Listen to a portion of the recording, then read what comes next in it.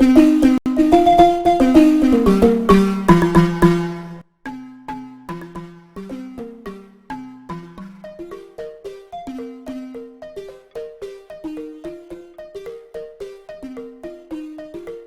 concertations ont été initiées par la coalition nationale pour la diversité culturelle, qui a des démembrements dans tous les cercles du Mali.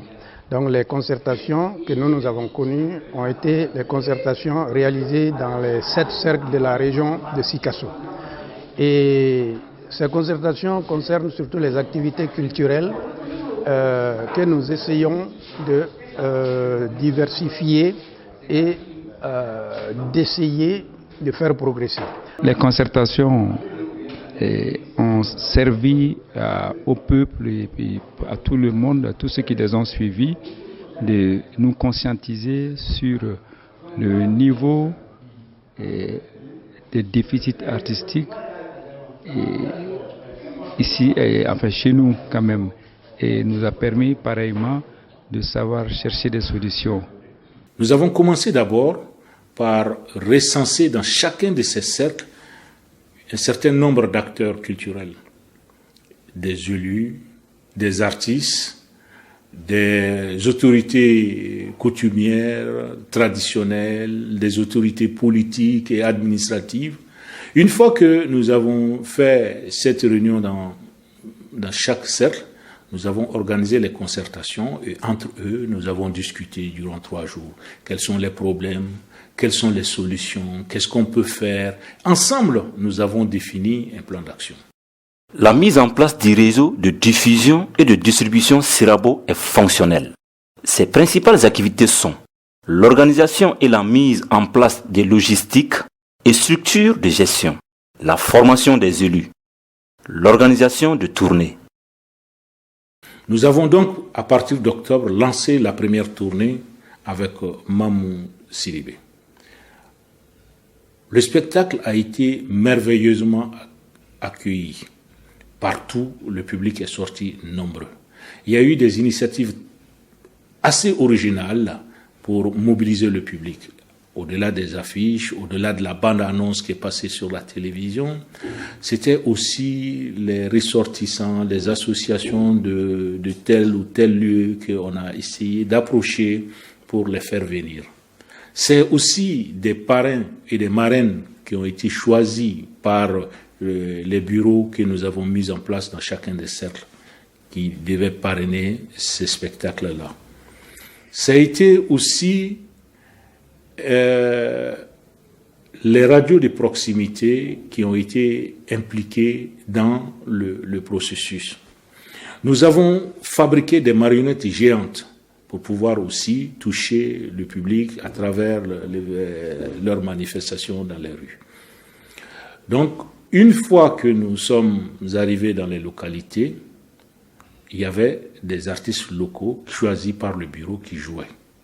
De cette expérience, on nous a dit que vraiment Acte 7 a mis en place la promotion des artistes en herbe. Parce que ces artistes, ils avaient la possibilité de partager la scène avec des vedettes, des personnes déjà dont la réputation artistique est assise, mais en même temps, ils recevaient un cachet à la fin du spectacle, de leur prestation. C'est des pistes. Nous avons pu constater que dans tous les cercles, il n'y a pas des infrastructures d'accueil, des hôtels, il n'y en a pas. Des restaurants, il n'y en a pas, ce qui peuvent devenir des projets. Nous avons vu aussi qu'il y a des lieux magnifiques, les uns et les autres nous ont confiés, pour pouvoir faire le tourisme, pour pouvoir recenser ces lieux culturels que la quasi-totalité de nos compatriotes ignorent. Nous avons eu à proposer du théâtre. On nous avait dit qu'il n'y a pas un public pour le théâtre. Mais là, l'expérience a prouvé que le théâtre est aimé dans ces localités. Nous avons eu même des gens qui, parce que la salle était pleine, voulaient arriver à payer pour se mettre sur les murs. On leur a dit non, nous avons une démarche pédagogique et vous n'allez pas prendre des risques pour cela. Nous allons faire venir assez régulièrement des artistes et vous allez vous organiser. Nous allons nous entraider pour nous organiser pour que vous puissiez rencontrer ces artistes régulièrement. Et alors, on nous a dit, mais vraiment, les pièces nous aident beaucoup dans l'éducation parce que c'est des thèmes qui nous permettent de nous enrichir.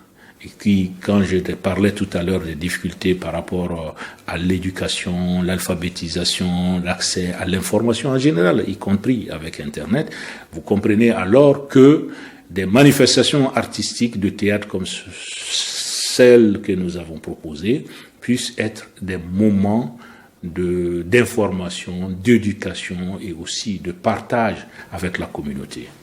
C'est très intéressant, quelqu'un me disait, mais voyez-vous, quand je passe une soirée avec quelqu'un et qu'on a ri au même moment d'un spectacle, et quand on se voit, on se rappelle de ces moments d'émotion partagée. Ça permet de renforcer l'identité, l'appartenance à une communauté, à un pays, etc.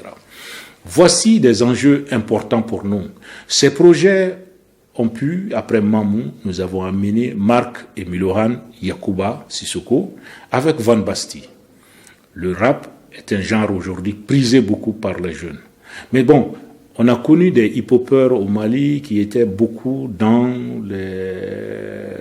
la malveillance, qui parlaient des problèmes qui n'ont rien à voir, à des clashs qui sont au-delà de toute moralité.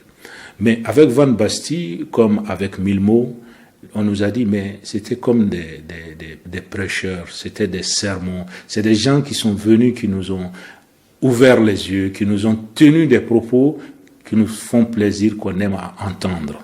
Ça, c'est aussi quelque chose de formidable. Beaucoup de ces jeunes nous ont dit, on ne pensait pas voir un jour chez nous Milmo.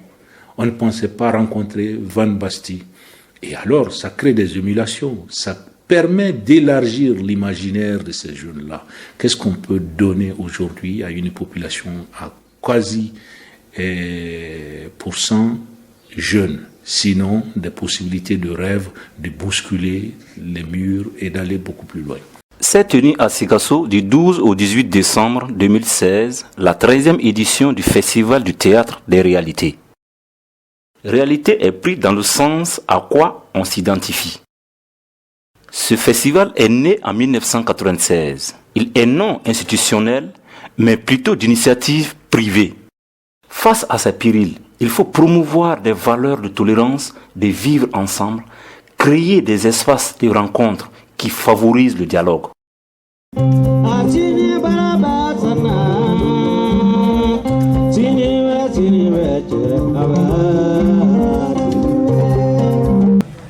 Mais je souhaite longue vie à ce festival. Son importance est inestimable. Parce que vous voyez, sur tout ce beau monde, il y a des gens que je n'ai pas vus depuis 10 ans, 20 ans, 30 ans, des amis d'enfance, qui étaient à Ségou et choses.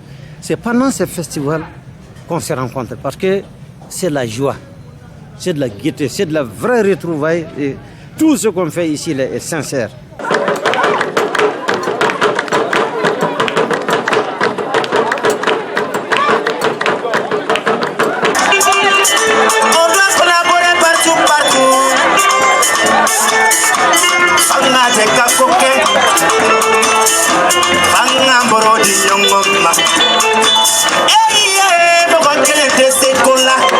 Tous les élèves ont besoin de comptes. Ça fait partie du programme. On devrait associer les élèves même de la 10e, parce que c'est en 10e qu'on fait les comptes.